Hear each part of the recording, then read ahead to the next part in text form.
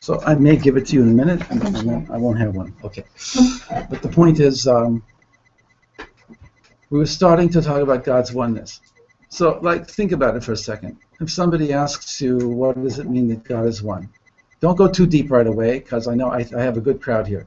But, like, what will most people say if you ask them that God is, what does it mean that God is one? Like, There's one God. there's one God. Very good. Excellent. What? Rega. So first, so what is the normal answer?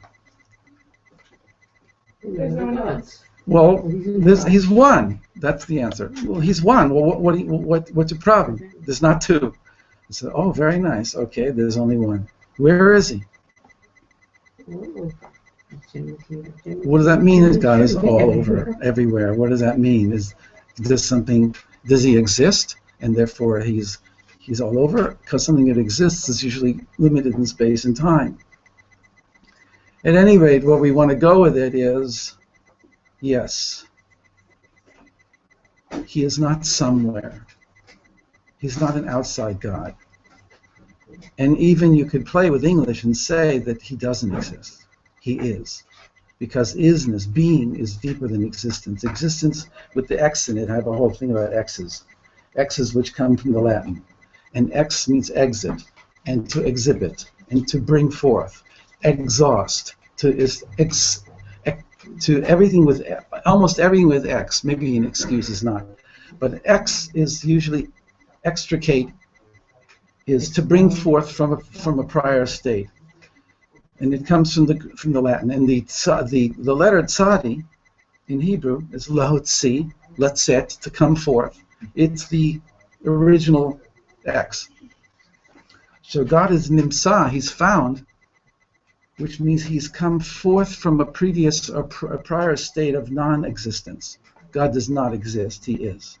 He's deeper than existence, he doesn't change. He or it is everywhere and unchanging because it's deeper than existence.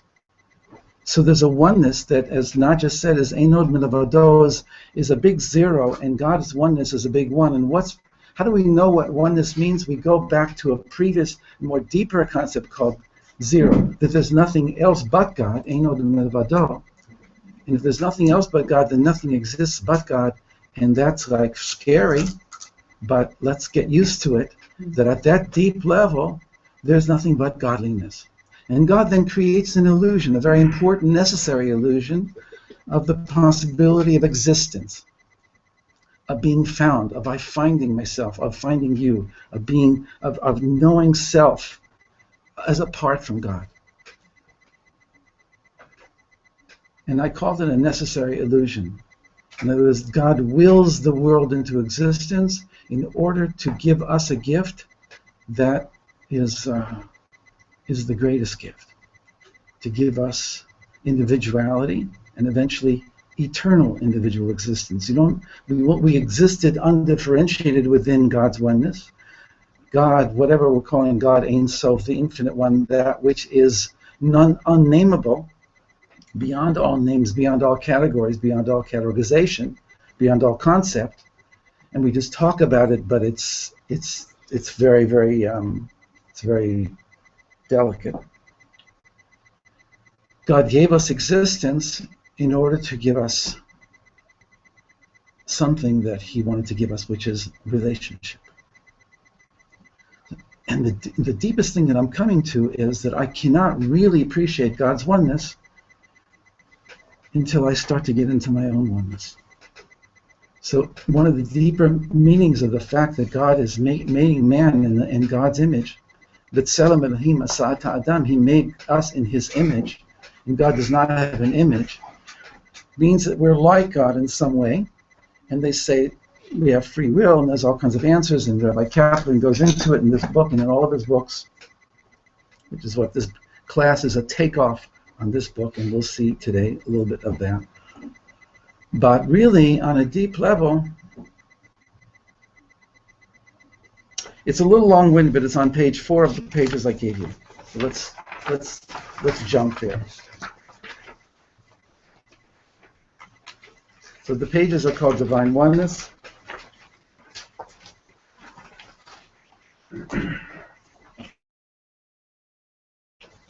At the page 4, in the Korbanot section, great, thank you, of Shachrit, we say the following statement immediately after declaring the Shema.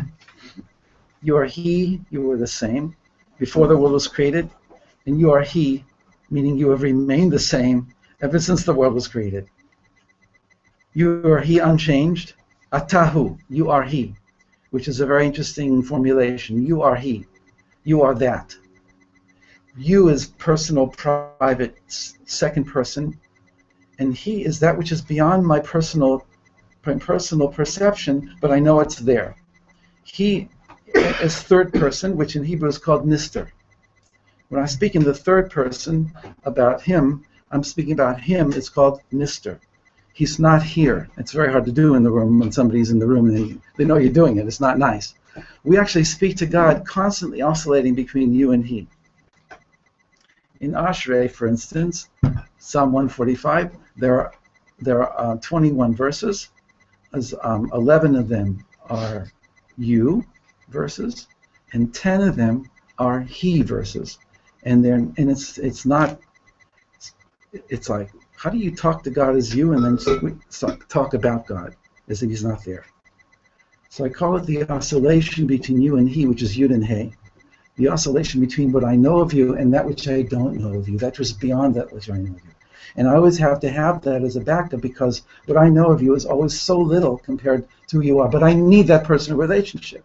So there are Psalms written, for instance, Psalm 23 is written 3 verses in you, and then switching to 3 verses about He. Or it's actually He guides me along restful streams and pastures. Then in the valley of the shadow of death, you are with me, because I need you here. And I can't really go along with a third person indirect relationship when I'm in the valley of death. I need you. And it's so that very often the switch from third person to second person, David knows what he's doing. King David knows what he's doing. He's doing it on purpose. He's going from an indirect relationship to a personal, direct, immediate relationship. So it happens to be that in Ashrei there are 21 verses, 11 of them are in you. Gadol Hashem me'od v'legedulato en cheker. Great is Hashem, and great is His greatness is unfathomed. Dor ledor yishabach ma'asecha. Generation after generation will praise your deeds. Right? So this is a third person. Now we're second person, and then it goes back to second. And there's one verse that's not even there, which I call hidden of the hidden, Nister Shebenister. So there's a symmetry. So we'll talk more about that. You are He unchanged in Olam Hazeh, this world, and you are He unchanged in Olam Haba. So time and space, the world doesn't change you, doesn't have an effect on you, and also time doesn't have an effect on you. So Rabbeinu Bachya quotes an ancient tradition in the name of the Rokeach. That's how that's pronounced. The Rokeach is an apothecary. So he was a pharmacist in the old days. He lived 1,000 years ago, and he was great. He was Rabbi Eliezer of Worms, also called in Garmiza, Eliezer of Garmiza. The first Yud Kei Vav Kei of Shema refers to Hashem before He created the world. Shema Yisrael. Listen, Israel. Listen, O soul, and the soul of each individual, and the soul of mankind, and the soul, the higher being, the higher consciousness of each one of us. Listen, be sensitive. Hashem, Yud Kei Vav Kei, He who is above and transcends anything that we know, who existed in eternity before He made the world, prior to the first Simsum, Elokeinu. He is our God. It refers to our relationship with Hashem in this world after He hid His light in order to create a space for us. He created the world by hiding the greater part of His light so that a world could exist, because if the full extent, the whole power of His light is there, there's no place for world. World is an amazing miracle for an infinite God, because where does an infinite God hide? Right next to you. He's the pauper, right? He's the king who's dressed as a pauper, who's sitting next to us. It's the friend sitting next to us. Everything is godly, but it's hidden. Okay, so Elokeinu is the one who creates us and makes a world. So that's now. Hashem Hu HaElokim is Hashem is the one who hides as the author and director of the scenes of this world. But really, if he would manifest full force, there would be no world. So Hashem, you are the one who existed before there was a world. You are the one who exists as now as there is a world. And then Hashem, the second Hashem, the final Hashem, Yud Kei Vav Kei, refers to the revelation of Hashem's light in the world to come, when he will again reveal his light in all its power and glory. When we say Achad, we testify that none of this affected him. He is one and the same in all worlds and at all times, before, during, and after he emanated, created, formed, and made the worlds. So that's like that's a mind blower. You can't wrap your mind around it. But that's the Emunah level of jumping up to a level where we go into either we'll call it right brain or higher consciousness, and we don't try and understand it as much as experience it. And really, the Shema should be an experience. It should be something that's slow, and you should take it with you into your life and live the Shema. Not by chance that we close our eyes and cover them, because God is double hiding. So we double hide from this world to reveal or to connect to the one that's hiding behind this world. Right? Aster panai, will surely hide my face. So we surely hide our face so that we can stop the world. I want to get off so I can connect to the oneness behind the world. And that's what Shema is. Shema is, I know you're there. I know because the world speaks. It bespeaks your existence. I close my eyes to the world in order to know and to connect to you.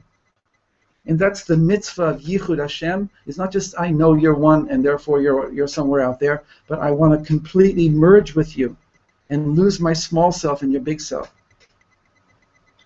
And the word Echad is an acrostic. I think we said it last week. Is Aleph is Ein, Chet is Chotzetz, and Dalet is Devar. Ein Chotzetz Devar. There's no thingness that intervenes. Echad, no thingness intervenes. There's no Mechitza, there's no Chatzitza. Oh my goodness, that's what Echad is. Right. I learned this in 1975 and I never forgot it. And it's like, whoa, it does something to me. So I give it to you, I gift it to you. Right. The Echad actually has, it's built into Echad. There's a merging. It's not intellectual. It's not just intellectual. So then I say, this is exactly what we say here in the Shema de Korbanot. You are He before the world was created. You are He ever since the world was created. In other words, the phrase is this phrase is the sage's meditation and commentary on the meaning of Shema Yisrael. Hashem before, Elokeinu now, Hashem after, Echad. That's their commentary on the words Shema Yisrael, Hashem Elokeinu, Hashem Echad. The difference between all these stages exists only from our point of view. Before God created the world, we existed in a state of unconscious no-thingness in the infinite essence. We did not exist. And the Kabbalim say that we existed in a state of non-existence. And that's a whole thing. It's very interesting. He, by constricting his light, he can put that on the side. You can put it like, what does that mean? Let's get back to that. We existed in a state of non-existence. It's beautiful. By constricting his light, he created the world as a stage for our souls to come down and play the most incredible roles in history, which is his story. Of course, the condition upon entry is total amnesia. We're not allowed to remember where we came from or who we are in the upper worlds. In this way, he created the minimum necessary degree of separateness so we could earn the closeness that he so wants to give us, but which he holds back in order to allow us to attain on our own. When he will then reveal his light again in the world to come, may it be soon in our days, we will not be obliterated by it because we've done something in the meantime. He's given us a system to work with so that we can have an effect on the system. We can build ourselves as we build and rectify the world. And by doing that, then when the light comes, we're not completely destroyed by the light. We're not sucked back up into nothingness. Because now his gift is, because if it would be that, then what's the whole point of the whole thing? Rather, the whole point of the whole thing is that he wanted to give us individual existence, but not ego existence, but eternal existence, consciousness, so that we could be there with him. He wants to give us a lot. So this little world that he created, and we're building up towards Rosh Hashanah and Kippur, this little world that he created is a little bubble within a very big world of love that Hashem wants to reveal to us. But he puts us down here in this little world, what we all call the school of hard knocks, which I then called the school of accountability, not the accounting school. The school of accountability, because why? Because it's a world where consequences are real. And by having a world where things have consequences, see, upstairs, the love is so great, the mercy is so wonderful, that whatever we do, it doesn't matter. It has no bearing on how much he loves us. And even that's even true here. But in terms of his active relationship with us, he wants us to learn that there are boundaries. And so as a parent, if I would not give my children boundaries, I would not be doing them a favor. So the infinite one, who at the very highest level is like a grandpa and a grandma, and a great-grandpa and a great-grandma, whose love is so great and so overwhelming, I can't even grasp it. And whatever I do, it doesn't change their love.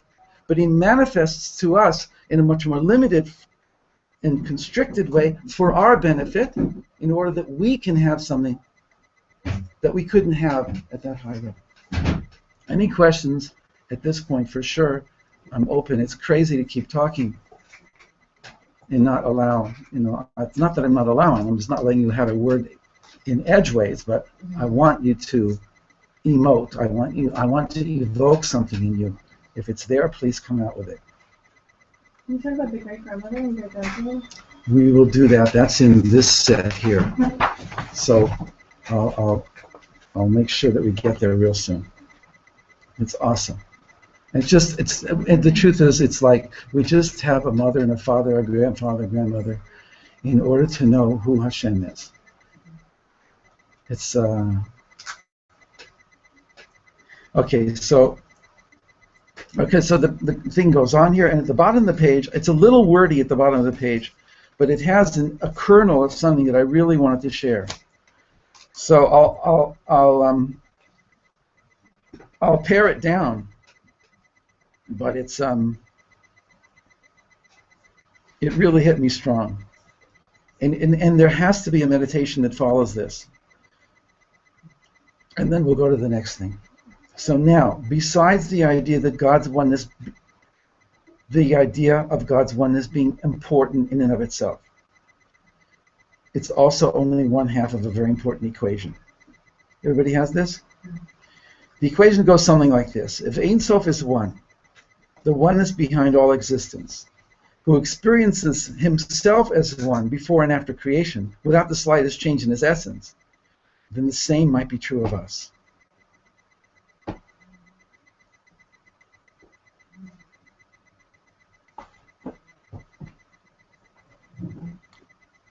Last paragraph. In a sense, this is really what the Baal Shem Tov's parable is all about, which we did last week, and which are on the first few pages of this set, which is so fundamental to my worldview. So I'll just tell you over briefly, but you have it, the pages are yours. A king was going to make a castle, and he wanted to make it really magnificent, with everything in it. Rooms with every amazing piece of art, and tombs and tomes, however, books, in other words, manuscripts of the deepest wisdom of the world. Infinite. And he would sit in the throne room in the middle, and he would invite everybody from his kingdom to come visit him. And yet when they came, and the invitation was sent out, they found the gates locked around the outer wall. And then there were many inner walls with moats and lions and alligators and soldiers and mazes, so that some of them tried to get over. There's different versions of the story. And of course, you see a lion or an alligator and whatever, it almost gets you. So you just got over that wall, but then there's another one that's even more frightening. So fewer people are going to go over the second wall than over the first wall. And then fewer people are going to go over the third than over the second. And then getting through the maze. And then when you get close to the actual palace, there are ministers strewing silver and gold on the ground, and you can take it. And so if you're really foolish, you take the silver and you take the gold, and you go. But those who are wise say, that's not what I came for. I'm going in. And they get into the palace, and they see the rooms. And the rooms are awesome and amazing, and so amazing you could stay there for years, and even especially in the room with a lot of wisdom in it. And you have to tear yourself away. And finally you get to the king's throne room with the king and the queen there, which in the prayer system is the Shemona Esrei. And the king invites you in, and you bow, and you come up. You come up into a whole new level of awareness because you finally got there, and it's like, wow, you start to cry. I've worked so hard to get here, Abba. Because the king and the queen are our father and our mother. And then they say to you, the king and the queen, or if you just want this one, it's total oneness. It just happens to be archetypes here. But they say, how was it getting here? Like, what did you have to go through? And you go and you immediately start telling them, and they say, come close, come, we want to hear. And it's so interesting, and they really want to hear me, and they want me to tell them what I've gone through. And then they say, are you ready to see it now from here? Anybody hasn't heard this parable? And so you turn around from where the king and the queen are standing, sitting, and you see that the whole palace has disappeared. This is the Baal Shem Tov. And there's no palace, no alligators, no mazes, no nothing. There's endless gardens and angelic beings and light. And you look at the king, and you look at the queen, and say, what's going on? We had to make it like that. But we've been with you everywhere.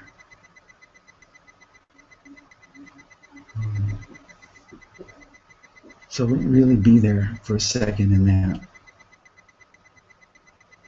And of course, even the image of a king and a queen is really just an image, and we go far beyond. I am not against prophetic images. I don't make fun of them and say God is not an old man up in the sky with a white beard. He is not. But the prophetic image of a great-great-grandfather and a great-great-grandmother are very important for us. And they're very deep in our psyche. So don't throw them away. And so when you're with these archetypes, and you can imagine yourself there just for a few moments, and you can use this parable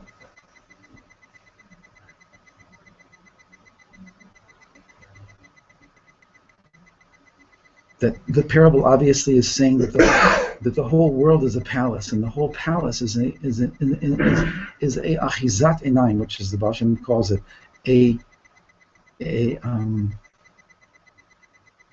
how did I translate it? Optical illusion. Space-time. Matrix. Doesn't exist. But it's important that it exists. So therefore, when the king and the queen say, now that you've seen this, now we're going to make the palace reappear again. And you're going to go back into that room with all the wisdom and with the art and everything, and you can stay there because now you know why you need to learn Torah. Until now, Torah was a diversion. Even Torah is a diversion. Because you know why you're learning. It's just this huge amount of billions of facts and details. Well, what am I learning it for? Just to accumulate details? What does that have to do with my life? Right? So now I know I want to learn Torah. Supposedly. And then I want to go out into the world. And the Degel Machane Ephraim, which is the grandson of the Baal Shem Tov, in his book says, he has his commentary on the Haftarah of Kitavo of this week, and tells, now you go out and now you have a mission. And so it's very special parable to me. So in a sense, this is really what the Baal Shem Tov's parable is all about. This is what the idea of God's oneness is all about. God's oneness is the truth behind all reality. His is the unchanging oneness behind all the worlds, behind all the different levels of creation, before, during, and after creation. But until we discover the same oneness behind the layers of our own consciousness, until we know that we share the same level of oneness, we're still on the outside. God is one. Okay, fine, God is one. What does it do to me? But I'm one, and I have many layers. And I can now be in the presence of my own divinity, my own inner godliness. In the meantime, most of us are on the outside looking in. And the Kabbalistic system presents God as he who is beyond all worlds, and that he made the worlds and the sphirot and the different aspects of his interaction with us. He made them so that he can interact with us in a way that we could handle it, understand it. But he never made it so that we should chas v'sholom forget that his oneness in our oneness are one. And so that point is so important to me that I wanted to repeat it and give time to it. And the meditation behind it is just to sit comfortably straight a little bit, a few deep breaths, in and hold, stretch, and breathe out. Breathe into your stomach, down, down, down, and then into your lungs. Stretch. Have the air go into your brain. Have oxygen go into your brain, into your heart. Feel the incredible miracle of being alive, the electrical system of our being. Right? That we are so, we think we're smart, and yet we're so foolish compared to the wisdom with which our bodies have been created. It's hidden from us, it's covered over by skin and bones. But within us is the most intricate, most incredible system in the entire universe, in each one of us. As Arya Kaplan says in his book, A World, what does he call it? A World of Love, he says, on Psalm 8, Mipi yonkim ve'olalim yasada ta'aretz. Out of the mouths of babes you have established the world. And he says there a beautiful thing, that on the deepest level, what is God really about? Size? Is the universe because it's big? Is that what God wants? It's like saying that somebody has diamonds has something less than somebody with a steel mill. No, God is into diamonds. And so even though we're very small, but we have consciousness, we have the potential for consciousness. And that's what's important, more than all the galaxies.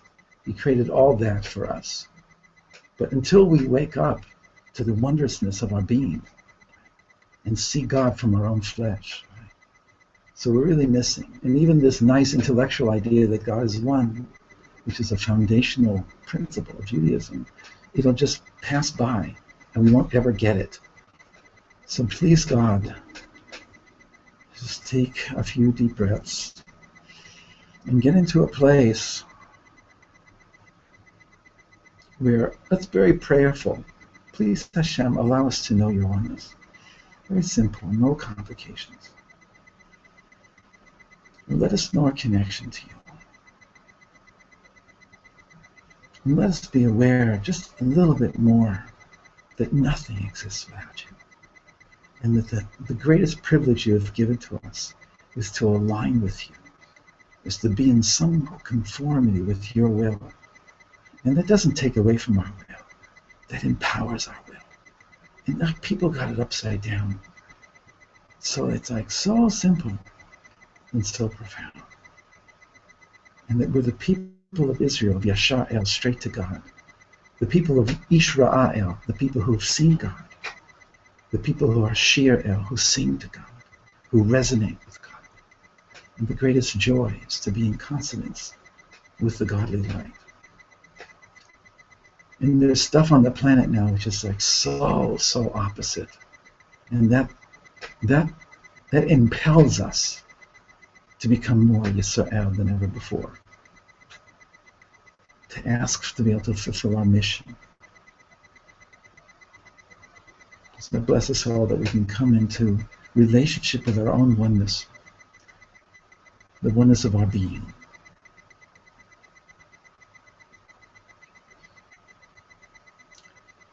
We'll talk more about this.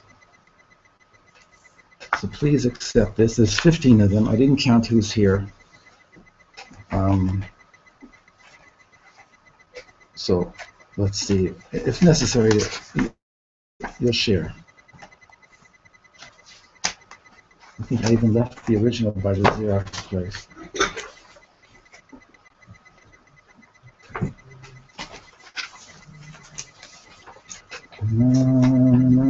Anybody want to say, shout, hum?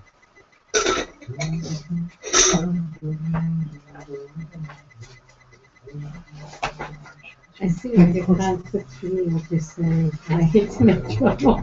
No, it's good, it's good. What is it?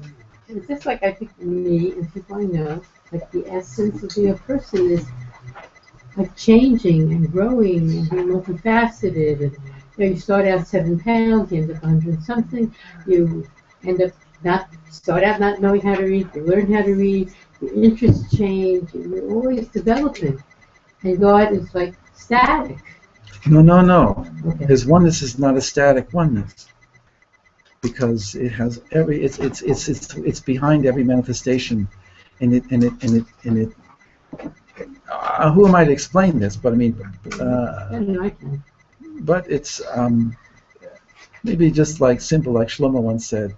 You think that when God comes and it says Hashem yeh echad u'shmo echad, God will be one and His name will be one, that everything will be the same.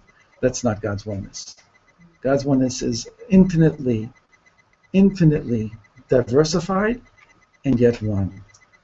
So this, it's words, it's paradox and everything, but for sure it has to be grounded in oneness, and then all of us have the potential for infinite variations on the themes, and free will is given, and it's an open field, infinite open horizons, never to end. Yilchu Michael, it says in the last page of Masechet Berachot. Yilchu Michael el Chayil, Yira'eh el Elohim b'Tzion. They will move from strength to see God in Zion. Ein letzadikim menucha, lo ba'olam hazeh, v'lo ba'olam haba. Shneimar Yilchu Michael el Chayil. They'll go from strength to strength.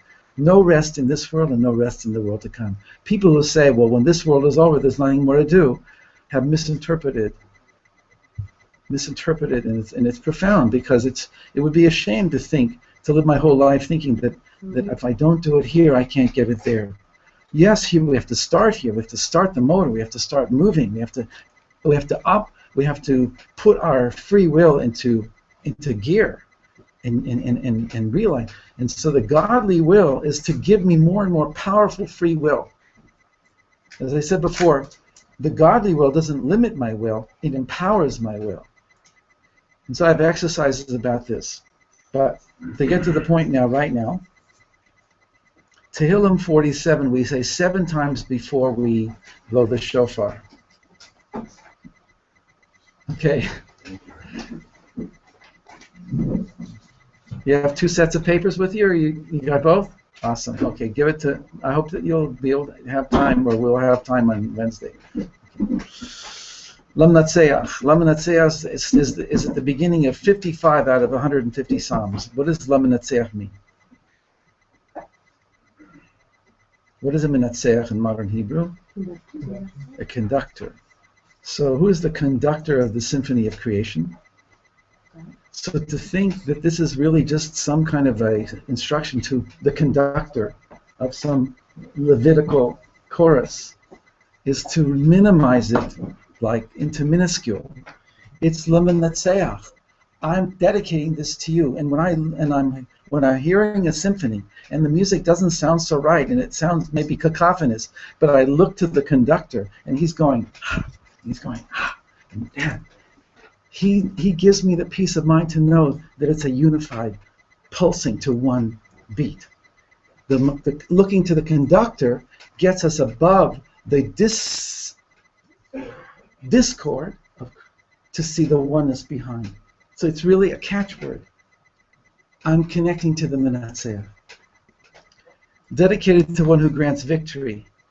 And Netzach is victory, it's dominance, it's all on. So it's right? And the conductor. But that pulls all the different sounds together and make it into one symphony. Right. So again, it's the oneness behind the many. And it grants victory. It empowers. Dedicated to the one who grants victory, who empowers us. And this psalm is about the day of judgment, so I add in small letters. And it's by the descendants of Korach. It's a mizmor from the word lezamer, to cut down, to cut away what's preventing me from seeing the oneness. Once you have that as a motif, then everything plays into the motif of oneness. Right? It's the ground behind all of Judaism. It's a difficult psalm to translate, and I'm not that happy with it. I added a lot of words. It gives, according to the Midrash and to the commentaries, it gives a sense of what's going on in heaven as we're down here in Shul, ready to blow shofar. It's a day of judgment. What is shofar? What is shofar? What am I doing when I'm blowing in the narrow end of a shofar and it's coming out the wide end? Amplify. Amplifying from a place of constriction. Min ha-metzah. Karatiya. I called you from constriction. I don't feel you. And you allowed me to feel your presence in rahava, in rahav, in wideness, in expansiveness. So the shofar embodies narrow to expanse. And it's the call of the soul. And the soul is calling out. We're calling out. That's why it has to be a simple sound. And in terms of Avraham, Yitzchak, and Yaakov, which our whole system is an Avraham, Yitzchak, and Yaakov system, what do I mean? Before creation, during creation, and after creation. God is one, before and after, in a revealed way. In the middle, it's staccato. Staccato. It hurts. It's broken. Stage 2 is always, it's hard. Stage 2 is between the Garden of Eden and Mashiach. Stage 1 is before the Garden of Eden. It's infiniteness. It's eternity. And that's why the shofar always starts out, unbroken. And then, ta ta ta ta ta ta ta ta ta ta ta ta ta ta ta ta ta ta, and ends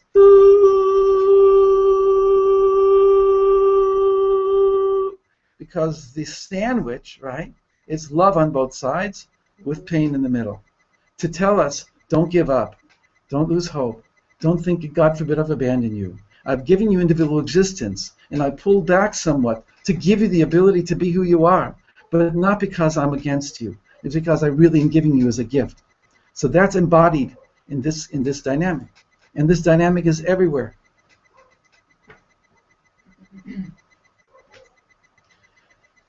All the angelic ministers of the nations are clapping their hands, accusing us and rejoicing in their success at having deceived us. So there's a concept here that on Rosh Hashanah, it's in the book of Job, that on the day of Rosh Hashanah, the Bnei Elohim go up to Shemayim, the Satan imahem, and the Satan is with them. The accuser is with them. And in the book of Job, it's verse 7 that it says this, after it says how beautiful Job is, and he's a great man, and he has 7 sons and 3 daughters, and like they're partying every day, and every day he's always asking them, do you need me to do a korban for you? It's all in this book here, the parable of Job. But he's very clean. It's so clean, we used to call it in the old days a clean freak. He's washing his hands all the time. Like, maybe I'm dirty. So Rabbi Shimon Bar Yochai says in the Zohar that if you're a clean freak and you don't want any darkness in your life, then darkness, like Freud says, will overcome you. It's like Godzilla coming out of the water in the 40s. That was like the American psyche, right, afraid of the dark that they repressed, right? So it comes up as a monster. So it comes up in Job's life as he becomes now completely, the Satan is in Shemayim, and Hashem says, hi, Satan, what's going on? He says, oh, I'm just walking around the earth, walking around with the Bnei Elohim, the angelic judging angels. Well, have you seen my servant Job? Hashem says to him, to pique his interest. And the Satan says, yeah, I've seen him. You've given him riches and everything a man could want. Yeah, he's tops. He's a good man. He says, well, I mean, take away one thing, give him a little pinprick, and you'll see where he's really holding. Oh, no, Job. Satan, Job is my man. So he's baiting the Satan, the accuser, as a personification of a force of Hashem's own judgment, which is a little bit complicated to say out of nowhere, but we're going to get to that. What does it mean that God has an aspect or an attribute of judgment, and it's embodied in the personification of this creature? It's not a creature. Anyway, so he gives Satan permission to go down to the planet Earth and to test Job. And that's where the most of the book of the Job takes place, down on the planet. And if we wouldn't know what went on upstairs, we wouldn't know And that's us. We don't know what's going on, and therefore we're Jobs, and we're all suffering, and we don't know why things are happening. But it's because, right, Hashem is giving us a chance to come to our power. So this is the angelic ministers of the nations are clapping their hands, accusing us, etc. Verse 3, for Hashem, Yud-Kei-Vav-Kei, Hashem's mercy alone is supreme and awesome. He alone reigns sovereign over the entire world. It's for this reason that in the future he will subdue nations before us and place governments under our rule, Mashiach. He'll restore the shofar of Eliyahu Navi, Mashiach. He'll restore our inheritance, which he has chosen for us, which is the Torah and Eretz Israel. The pride of Yaakov, our prayers, and the Beit HaMikdash, which he loves forever. Again, very difficult, and the words that are added are because the Midrash says so. Elohim, and will then rise up from the throne of judgment with the blast of the what? Of the shofar. Hashem will descend upon his throne of mercy at the sound of the shofar. Without the additional words, it's Allah Elohim b'tru'ah, Hashem b'kol shofar. So there's no verb in the second part of the verse. Mm-hmm. Allah is, he rises, he ascends. Elohim, God's judgment. B'tru'ah, with the tru'ah. Tru'ah is, interesting, is the broken sound. Tekiah is the unbroken sound, and tru'ah is the broken sound. God stands up, the Midrash is going to say, stands up when he feels that we've been really gotten the lesson of being broken, and we're now ready to come together. He stands up from his kisei din, of his throne of judgment. Hashem, the kol shofar. Hashem then seats himself on his throne of mercy. So let's go straight to the Midrash. The Midrash in verse 6 hints at how we can change judgment to mercy. Yehuda bar Nachmani. Yehuda is thankfulness, the son of compassion. Thankfulness, the son of compassion. In the name of Reish Lakish, the archetypal Baal Tshuva. How do you arouse compassion? And through thankfulness, for being able to come back after I've been far away. It's all in names. It's all in the names. So he opened with his discourse and said, it is written, Elohim rose up with the blast, Hashem with the sound of the shofar. When the Holy One, blessed be he, gets up to sit on his throne of judgment, in the Hebrew, B'sha'ah HaKadosh Baruch Hu oleh v'yoshev al kisei din, interesting, he goes up to sit, or whatever. He does so with the divine name Elohim, which represents his attribute of judgment. He does so with judgment. As it is written, Elohim rose up with the blast. When the people of Israel take the shofar in hand to blow it, indicating their sincere desire to return to him, to return to simplicity of oneness, out of the brokenness, behind all the brokenness, the love behind the judgment. However, the Holy One, blessed be he, rises up from his throne of judgment and sits upon his throne of mercy. In Hebrew, HaKadosh Baruch Hu omed mikisei hadin v'yoshev al kisei harachamim, as it is written, Hashem b'kol shofar. He then judges with the divine name Yud-Kei-Vav-Kei, which represents his attribute of mercy, as it is written, Hashem with the sound of the shofar. Now the Midrash adds one little thing, which changes it from a kid's story of two thrones to an adult story. He then becomes filled with mercy for them. Out of love for them, he transforms the attribute of judgment into the attribute of mercy. Hofech lahen midat hadin l'midat harachamim. So this is where it gets really good. He represents, he's the oneness behind everything, but he uses filters, screens, attributes, characteristics. They're called sfirot, they're called parzufim. We'll get into all the terminology. He uses filters, colored screens to interact with us. Green, red, blue, right? Behind them is all white. The light is white. So the first part of the Midrash is dualistic. As if there's a throne of judgment, which is a separate attribute, and he has to stand up from it and sit on a throne of mercy. And it's very nice, but like without the addendum at the end, whoa, it would be very destructive. for us to maintain that dualistic stand vis-a-vis Hashem. So it has to say, therefore, there's a hafech, there's a transformation right in front of our eyes. Yes, Hashem is saying to us, I know I've been hard on you, and I feel what you feel, but I wanted to wake you up. I wanted to bring you to another place in your life, like a coach who has an athlete who's training. It's a famous thing that an athlete who's being trained by his coach usually does not like the coach for the first 6 weeks.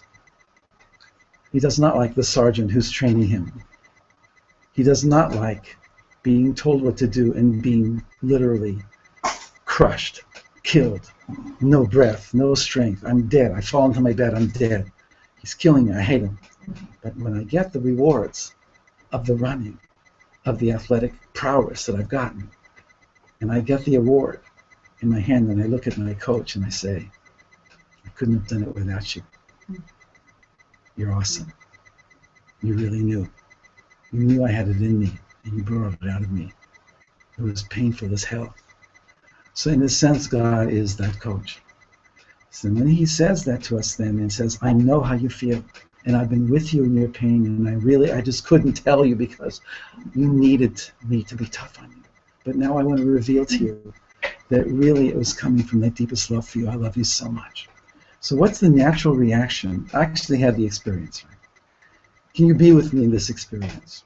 You can go back into your life and see the tough times and know that everything you went through, like when you get to the top of the mountain or you get to the throne room and the king says, look back, and you say, yeah, it was really hard getting here, especially that dog that I met down at the gate, and I fell and I tripped and I tore my pants, and somebody like tripped me up, and the king says, yeah, I know. And you say, what do you mean you know? He says, well, that was me. Well, what about that time when I was going over the water and I fell into the water and I cut everything? That was me too. Wow, what an amazing revelation. When we get to the end and we look back and we're being told, that was me. What I have to go through that? I wanted you to grow up. Well, why did I have to grow up? Because you know why you have to grow up, because that's what you want. That's what you really want.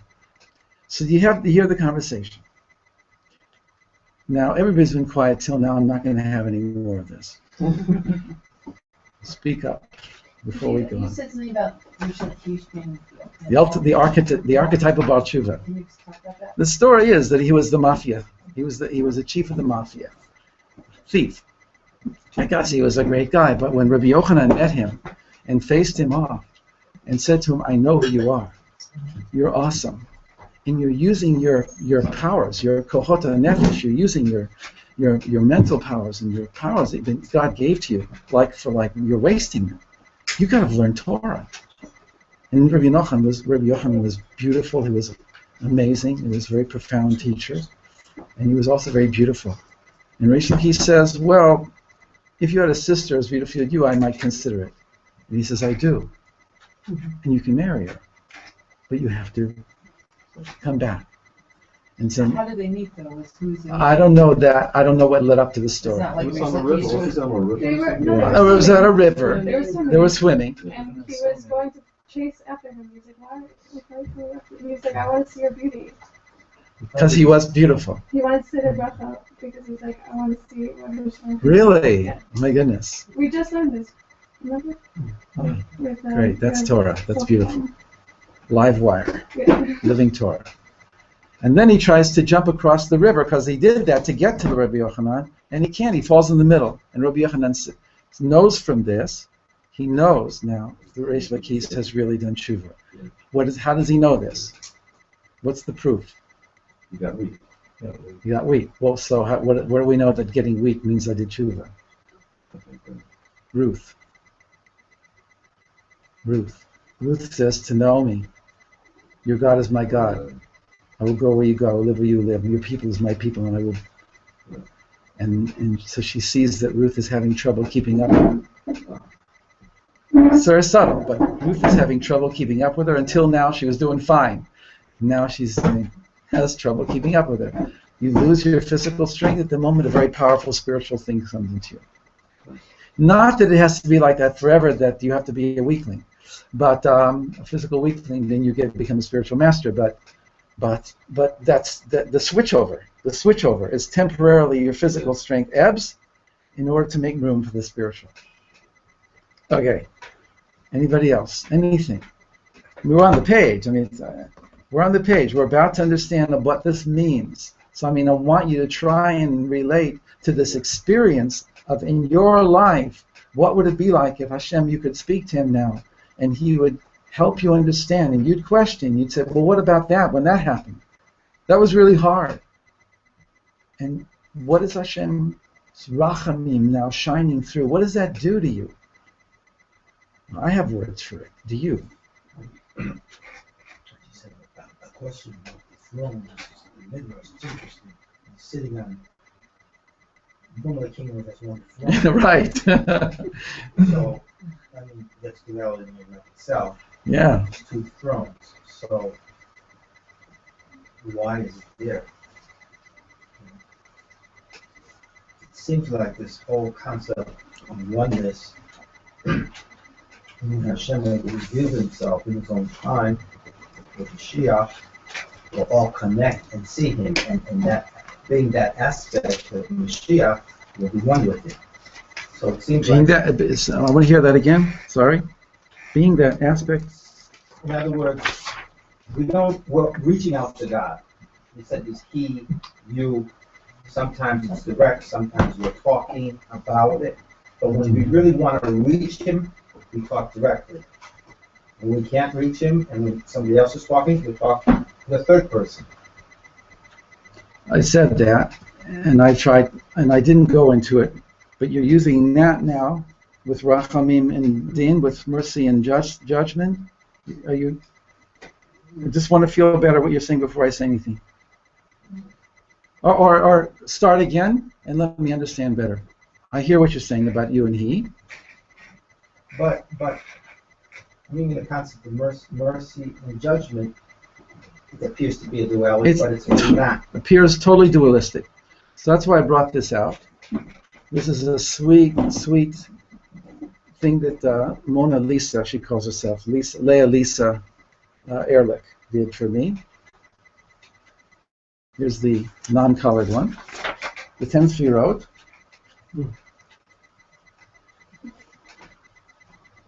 Oh, that's gone. Oh, I lost it. Oh, I was going through all my daughter's work. Oh, you know. Come on, guys. Go to stream.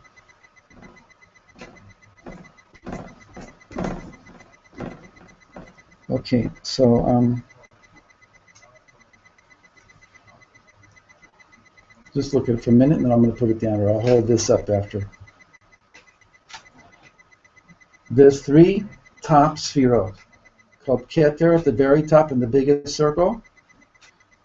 Down below to its right, on this side is right, what I mean right, my pinky here, is Chochmah below and to the right. Then there's an arrow going straight from Keter to Chochmah. And there's an arrow going straight from Chochmah to Bina, which is on the left. Okay? Okay, so those are called the Rosh, the head, the brains of the 10 Sfirot. The body of the 10 Sfirot then becomes the lower 7, the head and the body. They constitute one complete body, but there's the head and the body. So at the sides here, on the top here, the name of Hashem that's over here on the side of this one is Yud Kei Vav Kei, and next to the bottom triangle is Elokim. Hashem Elokim, mercy, judgment. At the top here it's Olam Haba, the world to come. On the bottom it's Olam Hazeh, the world to come, eternity, and the constricted world of this world. And then there's here Hanhagata Ahava and Hanhagata Yichud, which mean the mode of oneness or unity and the mode of love. All this applies to all 3 at the top. The mode of unity, the mode of love. This is the language of the Ramchal. And at the bottom it's Hanhagata Mishpat, the mode of justice. I'm sorry, did you say that Olam Haba is the top triangle or The the top. top circle? Top triangle. So Olam Haba, Olam Hazeh, Hashem, Elohim. There's so much behind this. This is a picture with 1,000 words. There's no question of this. Wonderful to use pictures and to But these diagrams. are not the same as like things where the Hanagot of how God interacts with us. The Sfirot is not the same thing, or is Yeah. It's the same thing. There's different systems. There's the system of God's names. There's the system of Sfirot. There's the system of Olamot. That's what this class is about for a whole year. Is how to work through that system, become familiar with the system, and not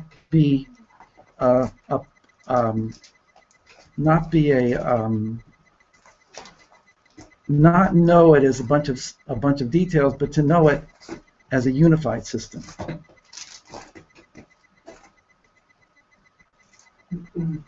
Doesn't Hashem, he gives us the power for us even not to be judged by him.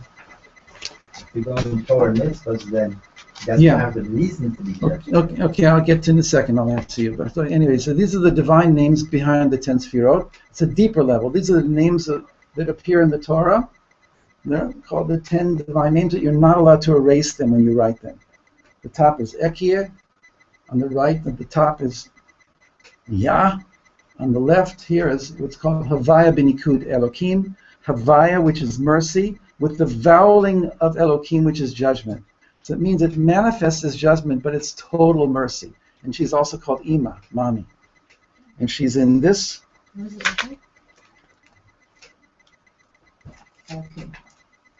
She's in. She's in this one. There's so much. I have to give them. Everybody has to have one. And this one is Bina. Is very, very important for us. It's the number 8 from the bottom. Okay, too much. Let's see. Let me calm down. So why am I doing this? Because it's an incredible verse in the book of Proverbs. I always forget where it is. Either in chapter 23 or chapter 25. And the verse goes like this.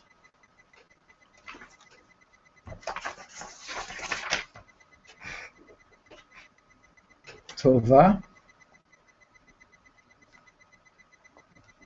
Tochachat Migula. Tova Tochachat Migula. Good is revealed rebuke. Mi Ahava Misutaret. You could look at the verse and say that it's saying that one thing is better than the other, but it'd be ridiculous. In other words, revealed rebuke is better than hidden love, but it's not saying that. The mem is not better than. It comes from. Good is revealed rebuke, which is the lower 7 that comes from hidden love. This is like a hand in a glove. The glove is the Hanhagata Mishpat. It's the 7 days of this world. It's the school of accountability. It's God being tough on us. Even chesed, which is love and loving kindness, is within the lower 7. So therefore it's love, but it's with a context of judgment. Whereas these are merciful beyond anything we can know. And these are hidden, necessarily hidden, so that we can come into this world and become learners, right, of reality. And that will prepare us to enter into, that's why this is called a corridor. But what happens, it becomes in Egypt. It becomes Kafka's castle. It becomes a maze that traps us. It's a bureaucracy. It's Sisyphus. We can't get out of it. We don't know where we are. We don't know why we're doing anything. So on every holiday, Rosh Hashanah, Yom Kippur, Hanukkah, Purim, Pesach, Hashem lifts us up into supramundane levels. Even Shabbos, of course.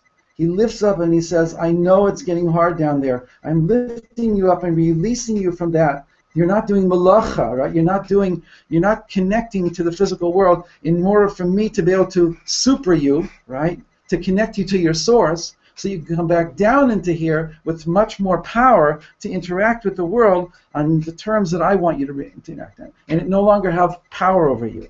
So the system of Mishpat is a learning school in order to become ready to enter into the university.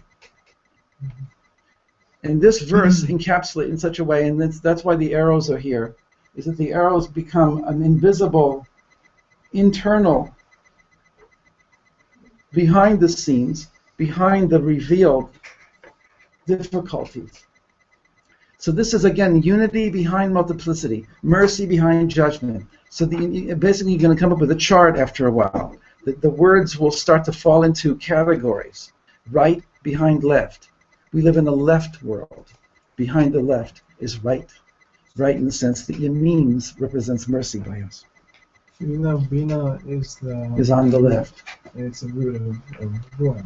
It's the root of good, but it's still up because, as we said, look at here, the Havaya b'nikud Elokim. This is Va'et Hanan be'etahi lemor. Va'et Hanan Lashem be'enim. Adonai Elohim, ata achidota leharot et abdecha et godlecha. Hashem Elokim, there is written Aleph Dalet Nun Yud, Yud Ke Vav Ke, and yet we say Aleph Dalet Nun Yud Elokim. We pronounce Yud Ke Vav Ke Elokim because the Nikud, which is not in the Sefer Torah, it's a Masoretic text, but it tells us what we need to do. Whoa, I'm seeing Yud Ke Vav. There's 265 of these in the Tanakh, where it says Yud Ke Vav Ke and you say Elokim. There's only like 5 in the Chumash, but they're all over. You just don't, So I'm giving, there's Mitsubishis all over the place, right? Okay. So that was very important for me to answer your question. It's not a dualistic system. It has to be that the judgment becomes revealed to me that it was love also. And that's when I can feel, whoa. And I can say, I was really bitter. And everything seemed to be going against me. And I was really angry at you. I can now make peace, be shalem, and be the shalom with you. Because now I can trust you. That whatever, it's heavy. I'm moving. I maybe move too fast, but this is where it goes. I can now come into peace with you because I can trust you that what you've done and what you are doing and whatever will do comes from the deepest love. You really are not a punishing God. See, the Christianity thing became that Christianity said the God of the Old Testament, right? It's a dualistic claim on us. Gnosticism, Christianity, and Zoroastrianism and Manichaeism were all dualistic. Persian deities were it was a good and a bad. And we were saying, don't go there. Don't go. Bodhizora. Don't think that God is schizophrenic or that there's more than one. and that's awesome. So that now that's a hamtaka, that's a sweetening of what we consider judgment. Now is we're able to say, and again, it's not words, it's an experience, but this is what I believe Rosh Hashanah can be for us. Well, I like some more trouble. That's what you're here for. I'm paying you. One second now.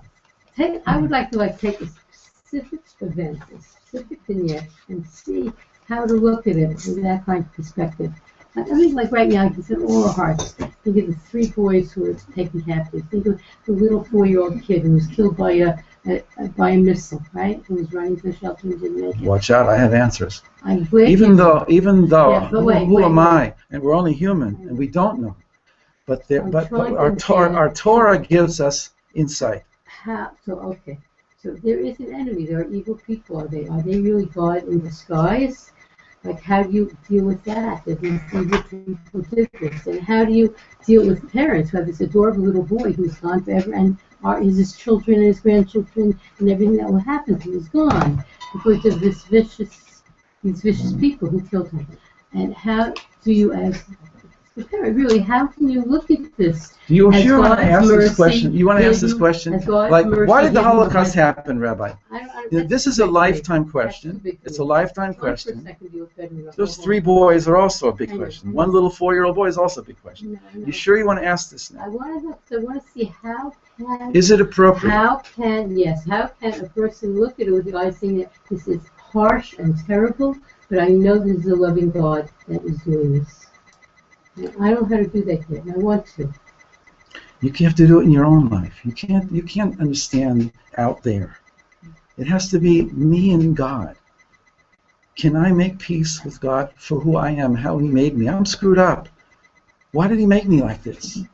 Why did you have my relationship with my parents to be so dysfunctional? Why were my brothers so screwed up? Why am I the way I am? And I'm mad and I'm angry. That's how you come to the answer to even the children and to the 3 boys. But you can't start. That's just philosophy, if I would just tell you. But I'm talking, I don't want to talk philosophy. Hashkafa, I mean, it's important, and I want to answer you. The definition basically is what we consider life is not God's definition of life. Life does not end with the demise of the body. I mean, that's, again, we're only human, and for us, that's the end. But we understand that when we're in mourning for somebody, something happens in those 7 days. There's a switch. The relatives begin to understand he was suffering. He was going through something, whatever, and now he's free. He exists. He's not here with us, but he still is there. And we will meet again. It's not forever. This is an emunah we have. You try and figure it out. If your mind is elastic, you can start to work emunah with reason. But if it's brittle, emunah and reason are contradicting, and they shall never meet. So it's not really fair to go into everything, and I know that I cannot satisfy you, and I don't want to. I think your tension that you live with. And I love you. Thank you. L'chaim.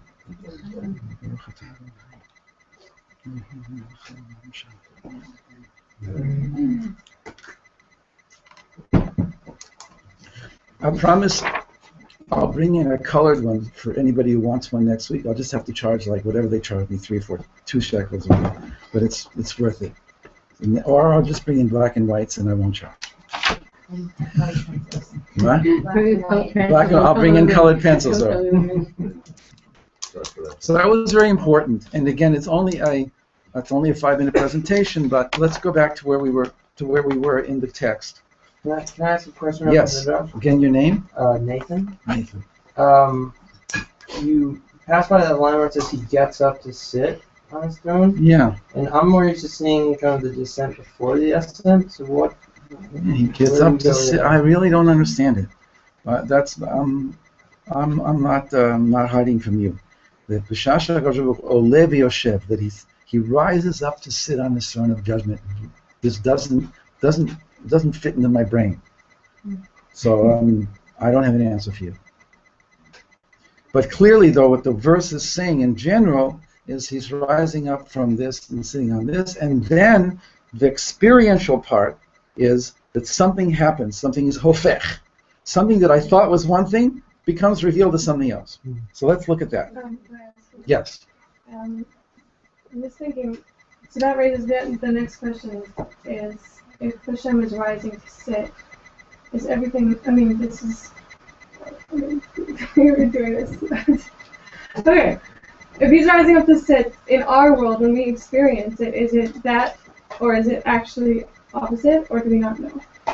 Because what Nathan's saying is what I often learn also, and that I see in my life, that it is go down to go up.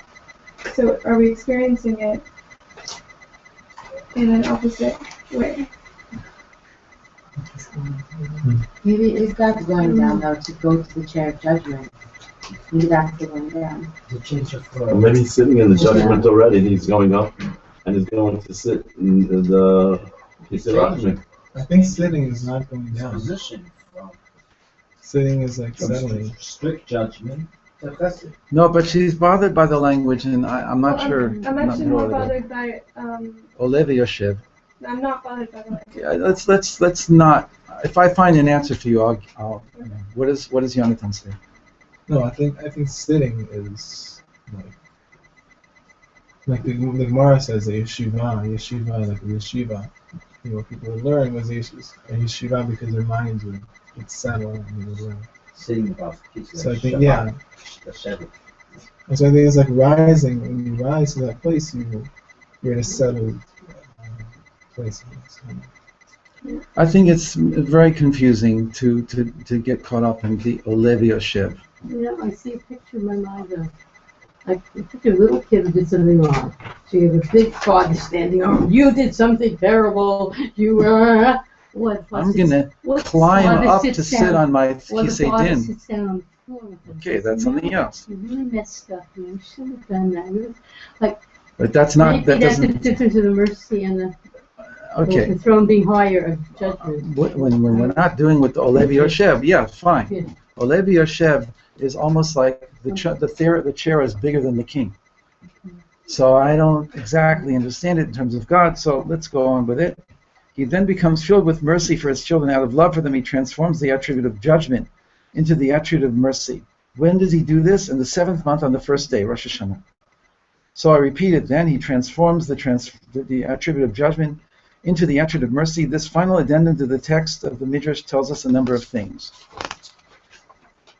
Obviously, God does not stand up or sit down in any anthropomorphic sense. In terms of Kabbalah, you'll hear more about this if you want to, and you want to come back and you want to understand the Kabbalistic system, which is an amazing system of transmission, thousands of years old, and it wasn't made up by human beings. It's really a divinely revealed system. It's very important for us to learn it in our generation, not as Kabbalists, but as people who are living this world and who want a deeper wisdom of the world. So this is the transmission of the Chazal.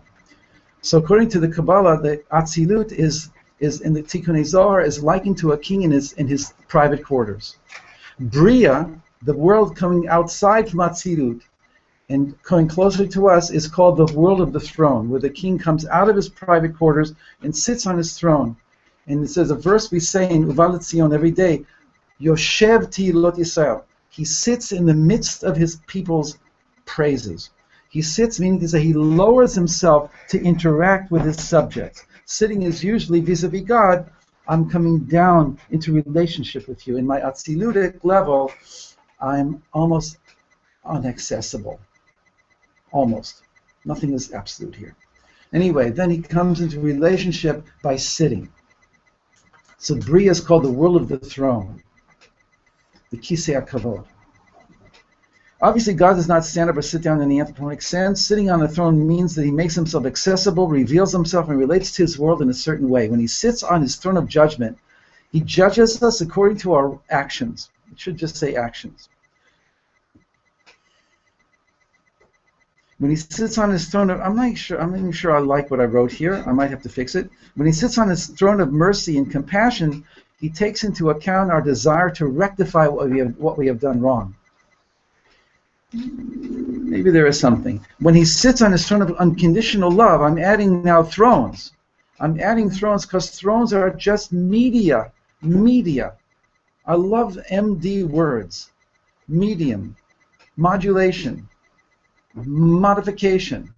There's a bunch of MD words, and they all come from the Hebrew midah, which is a measure.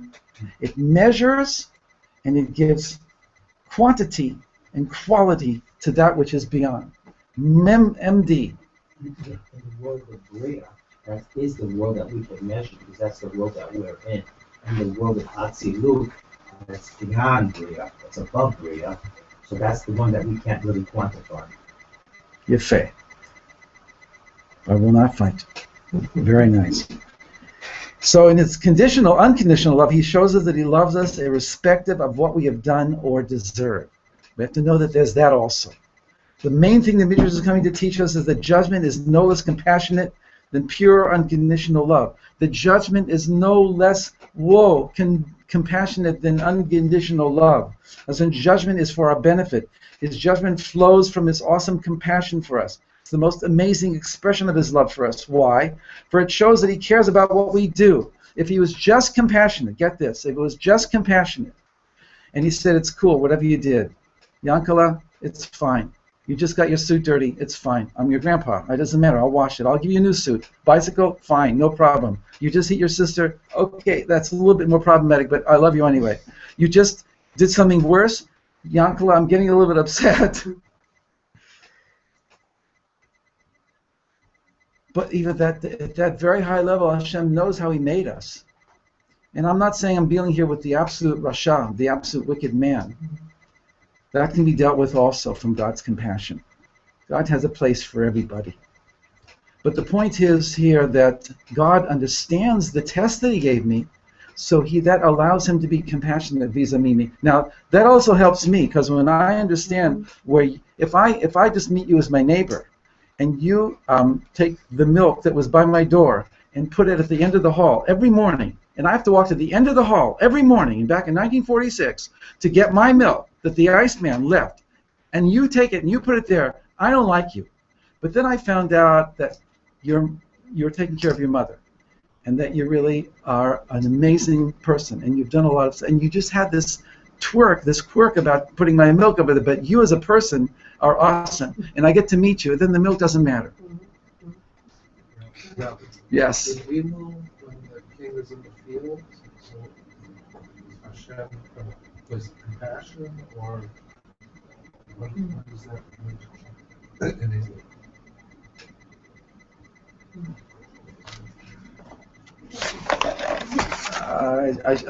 I should wait because it's already the end of the class. It's the first thing in chapter 1, the king in the field, preparing for the high holidays.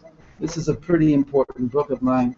Sell it for like whatever, and it'll be here for the next few weeks. But get it while it's hot. It does all of the entire thing from Elul till Simchat Torah, and then I go into the Yom Kippur in depth. But it does cover everything, and the king in the field is there. It is obviously that he's coming into relationship with me in my life. I don't have to go to the palace yet. He's preparing me within my life to know and to recognize his existence within the fabric or within the events of my life. He's giving me a chance to do that. Why is Elul coming this year after the war? Well, of course, what I want to say is that wasn't it interesting that 9/11 was 1 week before Rosh Hashanah? Now that was really awesome that we had a place to go with this amazing, powerful, disorienting event. We went to shul and we spoke to God. And maybe people daven, most people maybe they daven like they normally did. But the people who were in 9/11 and they were in shul, I know that was a profound Rosh Hashanah and Yom Kippur for them. It was the place to go to concentrate all of my energy. It gives me where to go. So this Elul and this Rosh Hashanah are giving us an incredible focus of where to go, because the war is not over. There was no end to this. It's an unfinished thing, and there's no finishing of it on the physical plane. That's why the spiritual work in what's going on in heaven, the decisions being made in heaven now, in the spiritual world of how Mashiach will come. And that's the idea behind. He wants to give us so much, but he has to give it to us in a way that it'll be good for us. See, it's called judgment. He says, what have you done till now vis-a-vis what I have in mind for you, which will now help me determine what I need to give you in the following year so I can bring you closer to where I want, where I know you potentially can bring. I'm the coach who gives you the events in your life. Sorry for going so fast. Can I ask a question? Okay, so the main thing is everybody has these pages. Can I ask a question? Yeah, I'm just saying that that we're not going to be able to read anymore. Please, if you feel you cannot come back to this class, tell me, and I'll send you a PDF of this. And then those who come back next week, I can have some, because I don't know how to make every week. Nobody tells me who's coming. It's not fair, really, but whatever. I can live with it. So give me a little bit of help and how I want you to have this information. These are very dense pages with a lot of information and a lot of feeling in them. And so I give you my heart. I give you my life, my mind, and what I've learned in order that we should all grow together in this. Yes. Got it. What's your name? Shango. Shango. That's beautiful. Thank you. So you said that the thing Hamelech Vasedem means that Hashem comes into our lives, into our experiences, right? Mm-hmm. As opposed to us having to go to the king. So how is that different than any other Hamelech in Kislev or Cheshvan? Is it an objective fact, or is it something that helps me subjectively to feel God in my life? Is it a function of consciousness, and that if I feel God is closer to me, then I can start to do more of the work of my life seriously. And it's just a psyche. It's like to psych me up. For Rosh Hashanah, they tell me that Elul is special. Or as something objectively put into the world, that Moshe Rabbeinu went up to Shemayim from Rosh Chodesh Elul till Yom Kippur. And that was where he was. And he was pleading for us because it was after the golden calf. And on these pages here, you're going to see that he revealed the 13 attributes of mercy, which we say 26 times on Yom Kippur. That was revealed exactly after the sin of the golden calf. So there's sin, which then evokes from God a revelation of his mercy that might not have been revealed if I hadn't sinned. So it's archetypal again. Hashem is now going to reveal to me how I can come back closer to him than if I hadn't done anything wrong. So we're talking about the period in the biblical period where something very profound happened that now informs all of Jewish history. So there has to be something objective about it. It's not just something told to me as a nice children's story that the king is in the field. There's a lot of Chabad, beautiful Chabad stories, parables that come from the Baal Shem Tov and come into Chabad that are very, very meaningful, about the son of the king who leaves the royal city and goes away, and years go by and he forgets that he's the son of the king. So the king then now is going throughout the kingdom. You know this better than I do, Rav Shalom. There's like, who knows, 50 million different versions, but they're all essence. I think the meaning of this metaphor, the king is in the field, is it's on a very superficial level. It comes from standard courtly protocol. If the king is in his palace, he's hard to get to. What the architecture of the palace is doing, with these layers and layers of gates and chambers and rooms and guards at each gate, is with each layer there's certain protocol expected of you. And there's screening. You don't know the protocol, that's as far as you get. Whereas when the king is in the field, and this is literal, and this is standard court protocol in all of the old ancient courts, not just the Jewish courts. If the king is in the field, the architecture isn't there, the physical constraints that define protocol aren't there, so he's approachable. Anyone can go up to him. You do not have to address him in a formal manner. You do not have to wear particular things. As long as you're not threatening, you can approach him, because the whole artifice that weeds us out and sorts the people with access and no access is not there. The king is in the field, just saying, means he's approachable. So beautiful. So this parable goes on. I'll end with this, that he says to the king, I need some bread to eat. And the king is looking at him. The king knows that it's his son. And he says, don't you want anything else? No, I just want some bread, and I want that my master shouldn't hit me every time I do something wrong. Look at where my son has fallen. He doesn't know who he is. He doesn't remember who he is. He's only asking for bread. He's only asking for, like, if only he knew that he was my son, I would give him the whole kingdom. So the king has to slowly reveal to the son, to arouse the son's memory. So there's all the nuances of the different versions of the story. And let's experience it. We're here in Eretz Yisrael. We're in Yerushalayim. This is an intense moment in the world. ISIS is gaining momentum. It's in our lifetime. This has never happened in our lifetime. People being killed, pow, just mowed down, shot, beheaded, right now. And we represent something other than that, something different than that. And this is and we have to plead for our lives, and plead for the lives of our children, and plead for the lives of our people, and plead for the lives of mankind. It's much more than I can even articulate. But really, bless us all, Hashem. Please give us the chance to wake up. Please give us the chance to keep learning your Torah, to manifest your light in this world. Okay. Thank you. So, Rav Shalom is an announcement. And I have a couple of quick announcements. Tomorrow morning, it's going to be the second